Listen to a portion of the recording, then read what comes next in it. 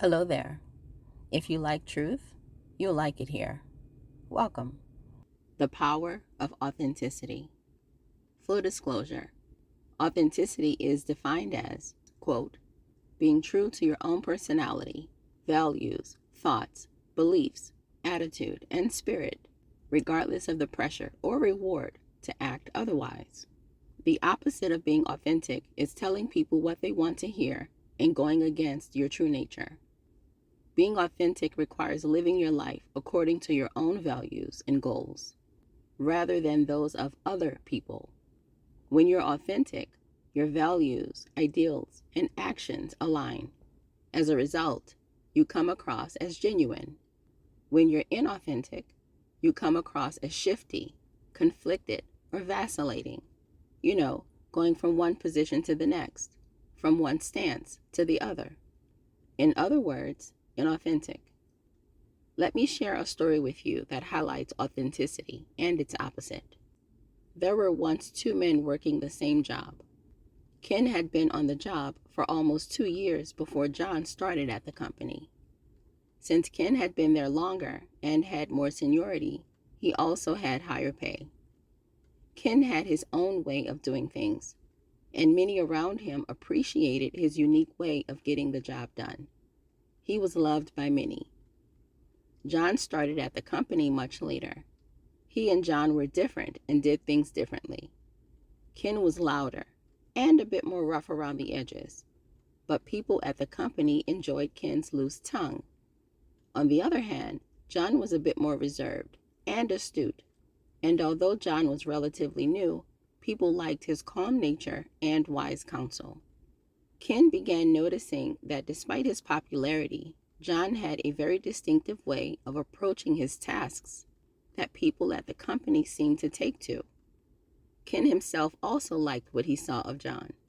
John was calm, thoughtful, and well-spoken, and seemed to put a lot of thought into what he said. Ken wanted to be like that.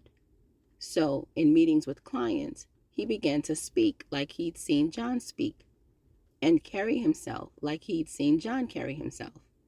At first, no one noticed. It seemed that John did. After all, who wouldn't notice someone imitating them?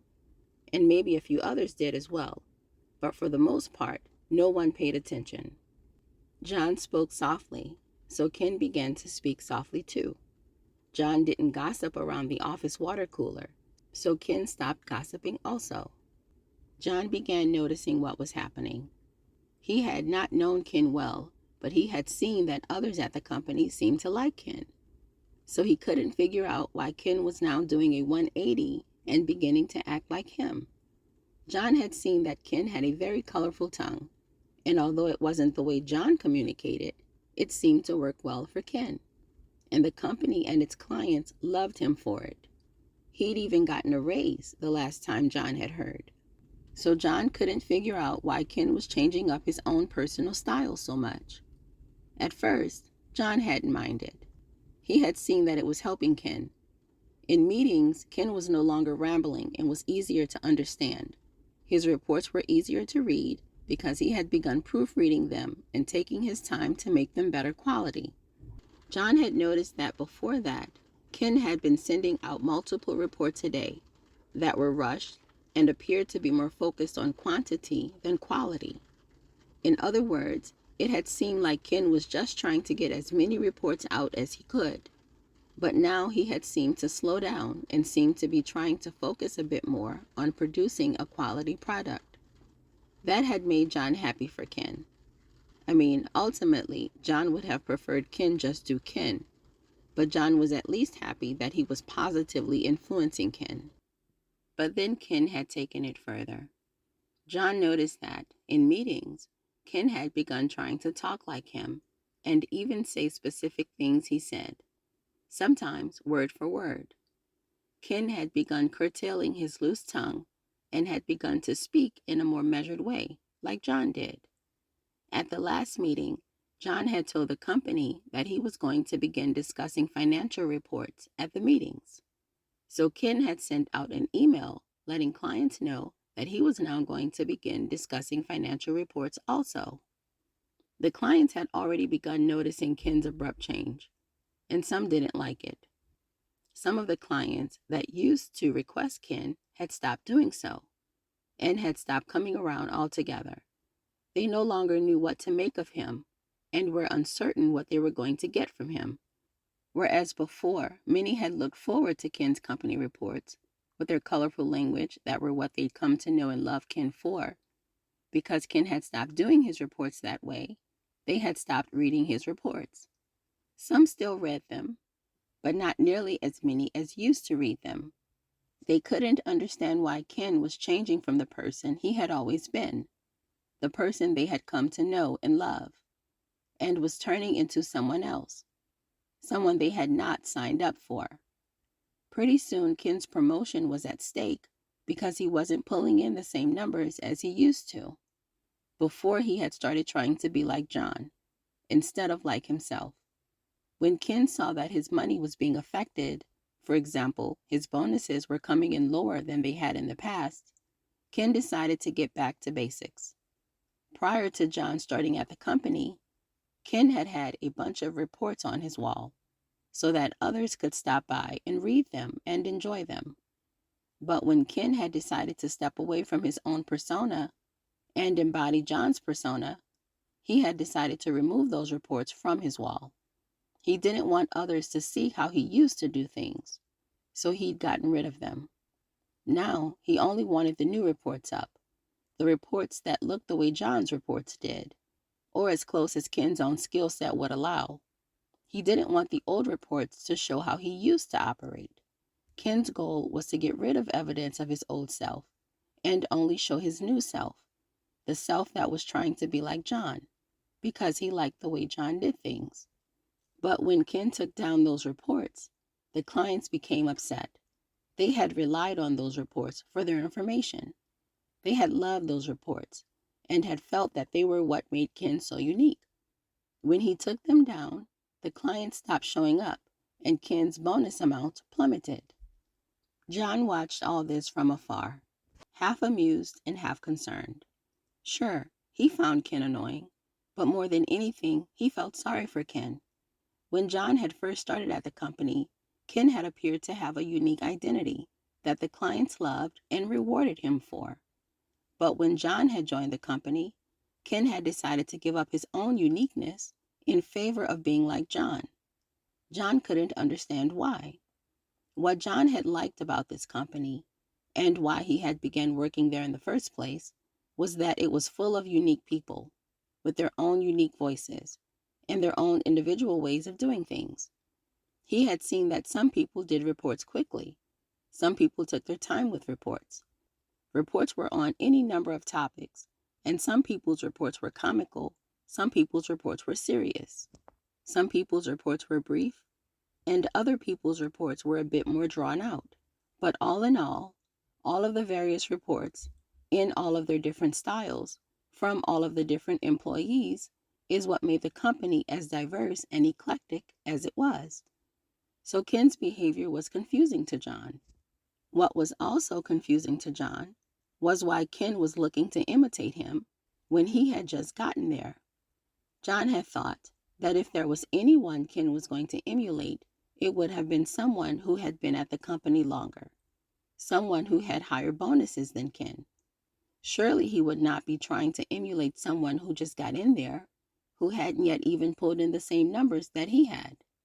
So more than anything, John found Ken confusing. Ken was like a kid, trying to determine who he was and what he would be about. But mostly, John didn't think about Ken one way or another.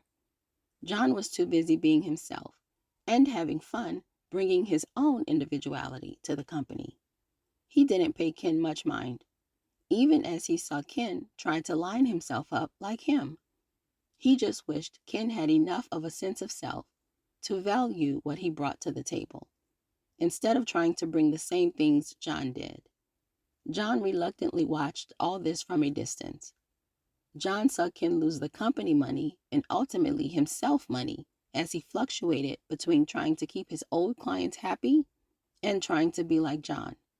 John continued bringing new topics to the company, and watched as Ken grew a sudden interest in those topics too. John continued to feel sorry for Ken as he watched him sacrifice his own identity to try on the identities of others. John was willing to bet that he wasn't the first person that Ken had tried to be like, and he wouldn't be the last. Ken's problem was that he didn't know who he was, or didn't like who he was enough to rest comfortably in it. So he regularly tried on the identities of those he apparently looked up to. When others saw what was happening, how Ken was desperately emulating John, some told him to take it as a compliment. But John didn't see Ken's behavior as complimentary. It had felt disingenuous to John, and like Ken wasn't being true to himself. But then John realized that maybe Ken didn't know who he was to begin with, so didn't know who to be true to. Ultimately, John wished the best for Ken, as John continued on his quest to share his true self with his clients and his new company. He hoped that Ken would one day wake up and realize that his uniqueness was a gift, and not something to be traded up and away on a whim. That was the story of John and Ken. I don't know how their story ends. I imagine that Ken will continue to flounder and flop around, going in and out of others' identities until he is sick with the stress and anxiety of carrying two disconnected selves in one person. In psychology, this is called dissonance, and it occurs when we hold conflicting thoughts, beliefs, or attitudes. There are different types of dissonance, and the theory of cognitive dissonance suggests that we seek to hold all of our thoughts, beliefs, and attitudes in harmony and avoid disharmony or incongruence between those thoughts, beliefs, attitudes, and behaviors. We can avoid cognitive dissonance and promote cognitive consonance or cognitive consistency by staying true to ourselves. In Ken's case, even if he is successful in adopting the persona of John and make others believe it is a part of him, and even if he is financially rewarded for his efforts, he will still suffer mentally, because the act of serving two masters, both the true self and the adopted self of another, will cause internal conflict, and that discomfort will lead to mental and emotional anguish and exhaustion. The only answer, which is the power of authenticity, is to remain true to oneself. It is what gives authenticity its power. The act of remaining true to oneself in our day and age is easier said than done. Creative pursuits require a lot of internal energy. One must be in a steady state of production, which takes time and effort. The only problem is some people don't have that time or don't want to expend that effort. And in many cases, the person who wants to engage in a creative pursuit lacks creativity altogether. They may want the perceived lifestyle they think a creative pursuit will yield, but don't have the ideas to sustain such a lifestyle choice. They may have had an idea at one point, but may have run out of ideas, and now look to others to supply ideas for them. Or they may have started with no ideas at all, and rode in on the backs of others, and have no idea how to get off and ride their own path or journey to success alone. We've seen this happen far and wide. BEYONCE has long been alleged and accused of copying the talent and efforts of others. And she is someone who actually has talent. In 2016, a federal lawsuit was filed against BEYONCE by an independent filmmaker by the name of Matthew Folks, who alleged that after members of her team saw his 2014 short film, Pelanoia, they created a quote-unquote visually similar trailer and video for her Lemonade album. The filmmaker alleged that BEYONCE's theft included producing a Lemonade trailer that was, quote-unquote, substantially similar to Matthew Folks' film in regard to the film's mood, setting, pace, and fonts. In other words, she basically lifted the whole creative vibe from his film and used it for her album. When considering all of the film's elements she was alleged to have stolen, the film's mood, setting, pace, and fonts, the question becomes, what didn't she steal? And the alleged theft, as you can see in this instance, is not always producing an exact replica. although some are as bold as to steal exact ideas, topics, and even wording, as was the case with Ken and John. But as you can see in the Beyonce lawsuit, sometimes the theft can be of the heart and mood and vibe of a piece of creative work. Khloe Kardashian is another such alleged thief and inauthentic individual. She is accused, and evidence shows she ordered several pieces of clothing from an independent black designer by the name of Destiny Blue and used the articles of clothing to produce replicas and sell them under her own brand name. Not only did she allegedly steal this woman's clothing designs, when the woman spoke up, because people who speak up about the wrong thing being done to them are often met with harsher criticism than the person doing the wrong thing to them in the first place. But when she spoke up, Khloe Kardashian sent her a letter telling her to stop saying she'd stolen from her, when Khloe and her company had never even heard of her or her clothing designs before. But the sneaky, inauthentic, and dishonest Khloe Kardashian was not ready for what happened next. Destiny Blue was able to provide receipts showing that Khloe Kardashian and her team had ordered thousands of dollars of items from her, including boxers with the name Tristan Thompson emblazoned on them, as well as requesting to see a lookbook. She'd even worn the knocked off items in a photo shoot for her company's upcoming product launch. And apparently, allegedly, the buy and knockoff method of stealing is something that the sisters are known for. The youngest sister, Kyliejenner, was also accused of having bought, then knocked off from the clothing line Plugged NYC for her own fashion brand, which I will not name. The news site that reported Kyliejenner's recent theft reported it as, quote-unquote, the second time this week that the Kardashian family has been accused of knocking off independent designers' creations. In other words, the creations of designers that are small and much smaller than them. And we all just heard Cat Williams put almost everyone on blast for stealing, including Steve Harvey stealing markcurry's whole comedy routine and creative persona. And this, I'm sure, is just the tip of it. There are so many more that experience this and so many more that will. So, in other words, stealing happens. Inauthenticity happens. And as you can see, style thieves and image thieves and idea thieves and content thieves often get away with it. But there is a price to pay, because we aren't wired to hold and nurture two selves. And we are, unfortunately, whomever we are, despite and even when we're trying to be someone else. Sure, we can try to be better versions of ourselves, but we are always going to be who we are at our core. And no amount of stealing, borrowing, or quote-unquote being inspired by is going to change that. When we steal from others, when we don't practice authenticity within ourselves, when we water down our own voices and our own sense of selves to adopt the voice or persona of another, instead of just appreciating what they bring to the table along with what we bring, instead of appreciating all of our individual gifts and talents, we lessen our own power and our own purpose. We create disharmony and incongruence within ourselves. No amount of money gained will undo the internal and psychological harm that causes. So tread carefully. In other words, be who you are. Everyone else is taken. And for those who are wondering, the filmmaker that accused Beyonce of ripping off his creative style had his claims dismissed by a judge, despite his overwhelming evidence.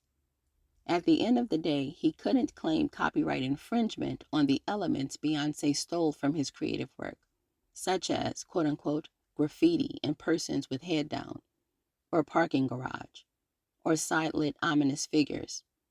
Despite the images being almost perfect side-by-side matches, and despite Beyonce's ridiculous explanation that her work was based on, quote-unquote, an African-American woman's progression through a relationship, as opposed to a quote-unquote white man's distress in the wake of a relationship. Unless English is not my primary language, those two concepts mean the same exact thing. As for Khloe Kardashian, she reached a settlement with a Black independent designer she stole from.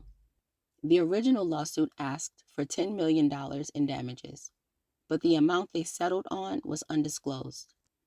As for Steve Harvey, he went on to become rich and famous, albeit recently plagued with scandal. And markcurry is trying to get back on his financial feet and back into the comedy game, having been extended an invitation by Cat Williams to join his comedy tour. In all of the example cases of theft and inauthenticity that I highlighted, although it doesn't appear any of the offenders got their just due, I'd like to believe that they paid, or will pay, for their deceit in other ways, notwithstanding the internal trauma they inflict on themselves. All right, y'all, that's it, and that's all.